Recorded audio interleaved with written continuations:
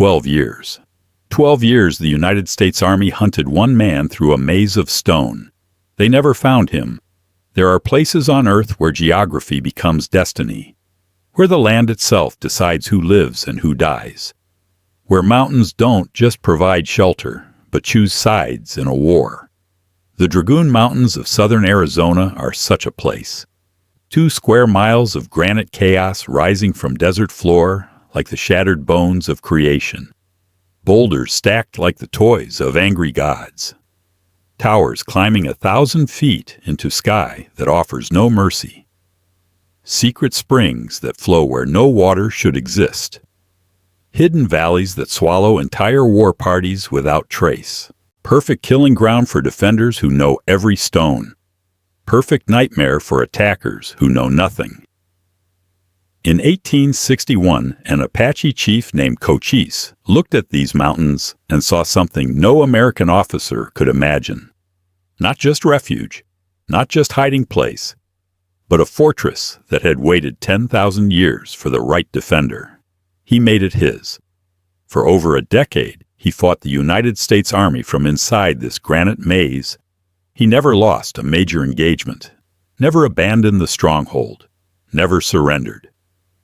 When peace finally came, it came on his terms. The Army agreed because 12 years of blood and failure had taught them a lesson no military academy could provide. Some fortresses cannot be conquered. Some men cannot be defeated. Some wars can only end one way, with the invader accepting what the defender knew from the beginning. This mountain belongs to those who understand it. This is that story. Cochise understood this better than most. Born sometime around 1805, he grew into manhood during a time when the Apache way of life still dominated vast stretches of the Southwest. He was Chiricahua Apache. His people moved through mountain ranges that straddled what would become the border between the United States and Mexico. They raided, they hunted, they survived in country that broke lesser men. Cochise earned his reputation young, tall for an Apache, strong, a warrior of exceptional skill. But more than that, a leader with vision, a tactician who understood that survival meant adapting, learning, choosing your battles with care. By the time American settlers began pushing into Apache territory in significant numbers, Cochise had risen to become chief of the Chokonen band. He led perhaps 500 people, maybe 150 warriors among them. Not a massive force, but in this terrain, numbers told only part of the story. The Dragoon Mountains would tell the rest. The mountain range itself runs roughly north to south, about 20 miles long, maybe 10 miles wide at its broadest point. 2 distinct sections divide the range. The eastern stronghold, the western stronghold. Between them runs a spine of peaks and ridges. This geography would prove crucial. When pressure came from one direction, the Apache could melt over the crest to the other side. When soldiers approached from both directions, the Apache knew every deer trail, every hidden spring, every crack in the granite where a man could vanish. The rock itself presents a maze. Massive boulders perch in seemingly impossible arrangements. Some stand 50 feet high. Others cluster together, creating natural passages that twist and turn. A man could be 10 feet away and never see another soul hidden in those stones. The granite weathers in distinctive patterns. Fins and towers, balanced rocks, deep clefts where cool air pools even in summer heat. Natural cisterns catch and hold rainwater. Oak trees grow in protected canyons. Grass for horses sprouts in hidden meadows at higher elevations. Everything a defending force needs. Nothing an attacking force can easily reach. Cochise maintained generally peaceful relations with Americans through the 1850s. He allowed mail coaches to pass through his territory. His people traded with settlers at Apache Pass, the crucial route through the nearby Chiricahua Mountains. The relationship held a delicate balance, mutual benefit, mutual respect born of mutual wariness. Both sides understood the cost of war. Both sides, for a time, chose peace. Then came February of 1861. A rancher reported cattle stolen, a boy taken. The rancher blamed Apache raiders. Lieutenant George Bascom received orders to retrieve the boy and punish those responsible. Bascom was young, 26 years old, a West Point graduate with limited frontier experience. He arrived at Apache Pass with 54 soldiers. He requested a meeting with Cochise.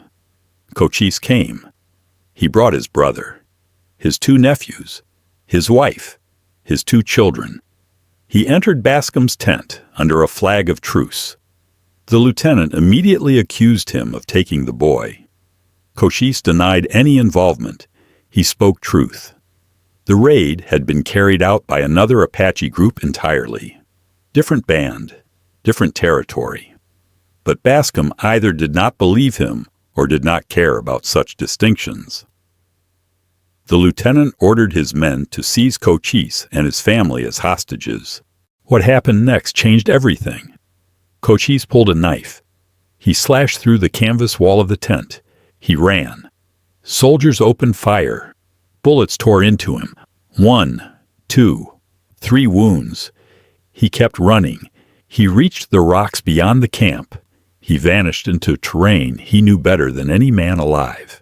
His family remained trapped, prisoners of a lieutenant who had just made the worst mistake of his military career. Cochise did not wait long to respond. Within days, he captured several Americans, hostages for hostages. He sent word offering exchange. Bascom refused. More blood spilled. Both sides killed prisoners. Cochise's brother died hanging from an oak tree. His nephews beside him. The bodies swayed in desert wind. When Cochise found them, something broke that would never heal. The war had begun. But this would not be a war fought in open plains. This would not be cavalry charges and massed infantry. Cochise retreated to the dragoons. He knew every stone in those mountains, every hidden approach, every natural choke point. The fortress revealed itself to him, not as something to build, as something already waiting, already perfect. The dual nature of the stronghold gave the Apache their greatest advantage. The eastern face presented one set of defenses, the western face another.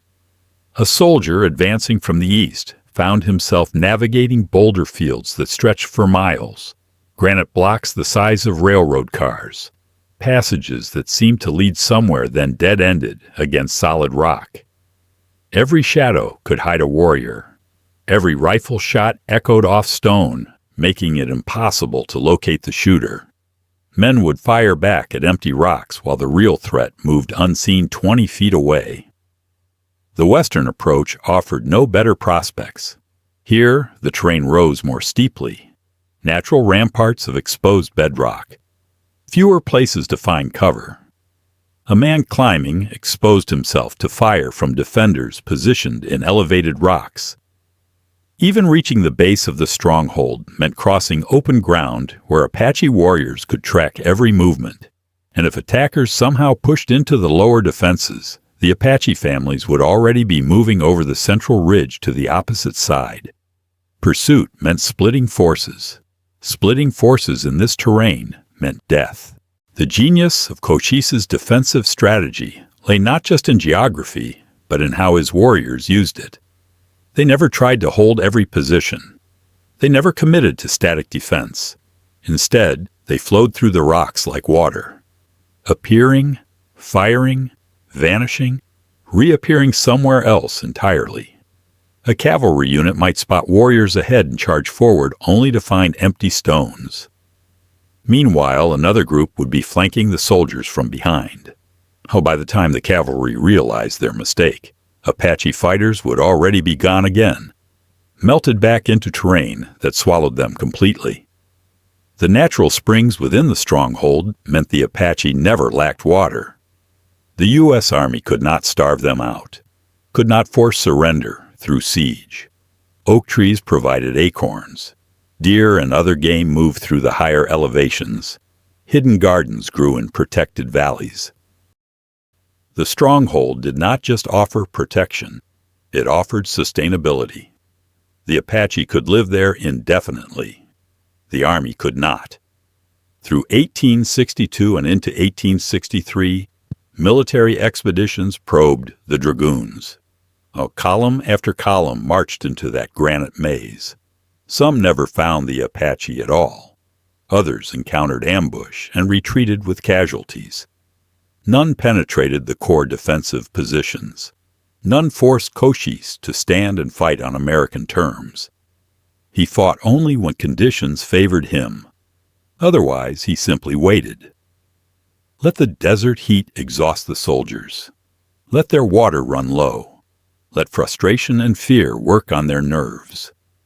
Then, when they withdrew, he resumed raiding throughout the territory. The raiders struck mail stations, supply wagons, small settlements. They attacked with speed and precision, then vanished back into the mountains before any response could materialize.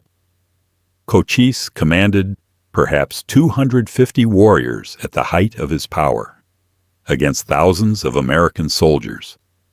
Yet those warriors, operating from their mountain stronghold, paralyzed movement across huge stretches of Arizona and New Mexico.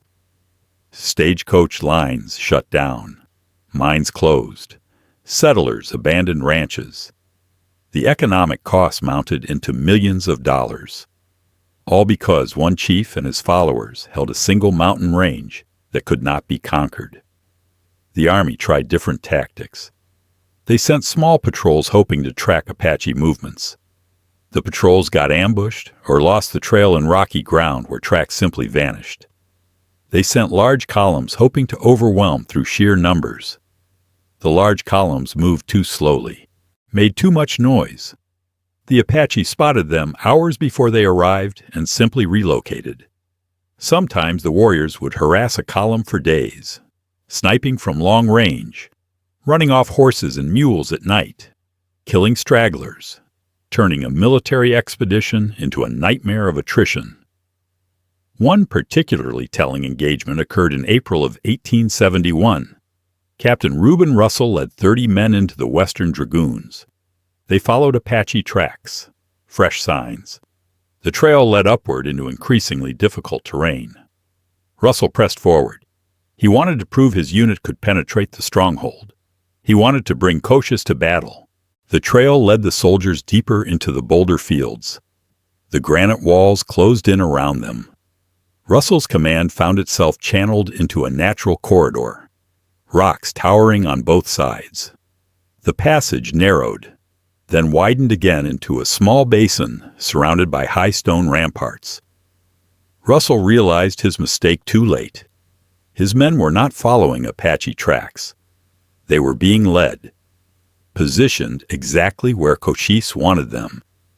Rifle fire erupted from the rocks above, warriors firing from elevated positions behind solid cover. The soldiers had nowhere to hide. The basin offered scattered boulders, but nothing that could protect 30 men from plunging fire. Russell tried to organize a fighting retreat. His men returned fire blindly at muzzle flashes and powder smoke.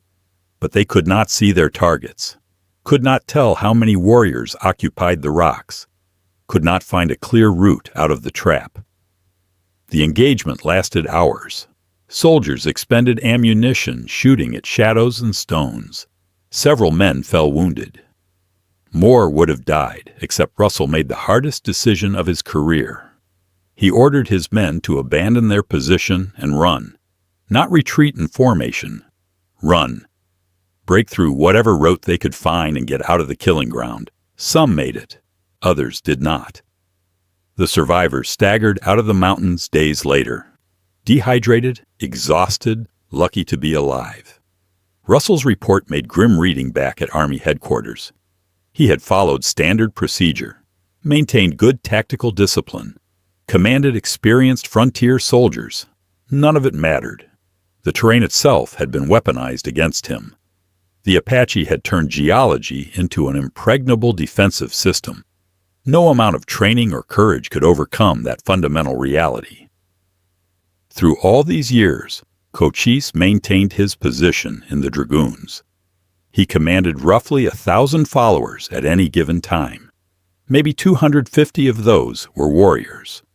The rest were women, children, and elders.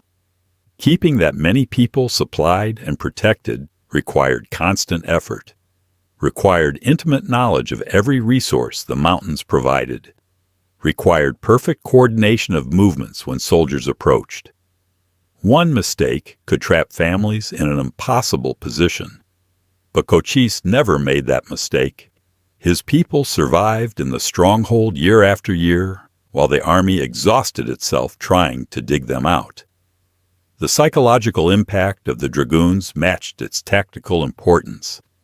Every soldier who entered Apache country knew about the fortress, knew that somewhere in those granite towers lived warriors who had never been defeated, who could strike anywhere and disappear into rocks that might as well have been another world. That knowledge affected morale, affected decision-making.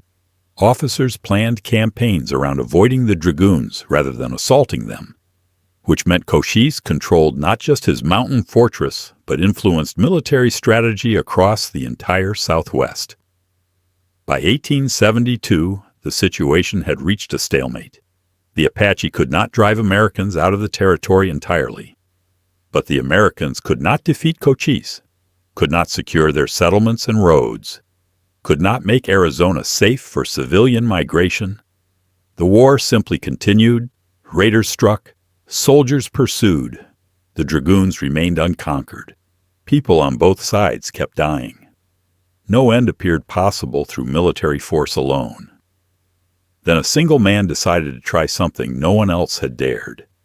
His name was Thomas Jeffords, a former Army scout and superintendent of mail service in Arizona. He had lost friends to Apache raids, had every reason to hate Cochise.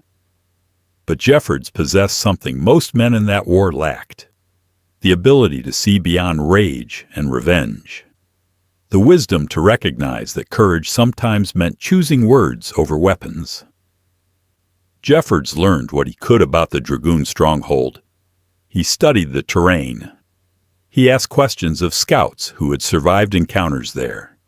He tried to understand how the Apache moved through those mountains, not to attack them, to approach them, to enter their territory without triggering the defensive systems that had destroyed so many military patrols. And then he did something that bordered on suicide. He rode alone into the dragoons to meet with Cochise. No soldiers, no weapons visible, just one man on horseback moving deliberately through Apache country, making no attempt to hide, actually trying to be seen, trying to signal that this approach came in peace, that this man sought counsel, not combat. The Apache scouts spotted him immediately.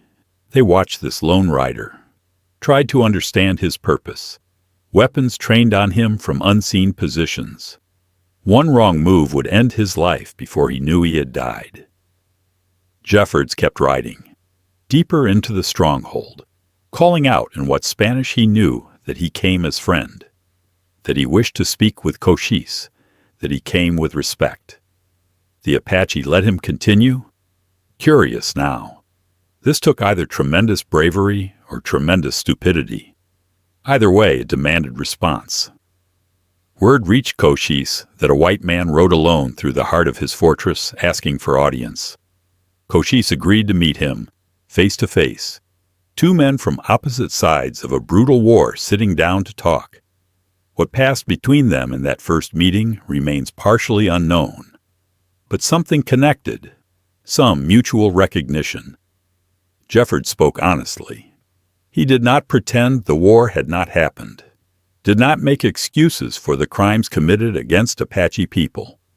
But he laid out a simple proposal. This war could end, not through conquest, through agreement, through recognition that neither side could afford to continue as things stood. Cochise listened. Here sat a man who had penetrated his fortress not through force, but through raw courage. A man who came alone, trusting that honor might matter more than hatred.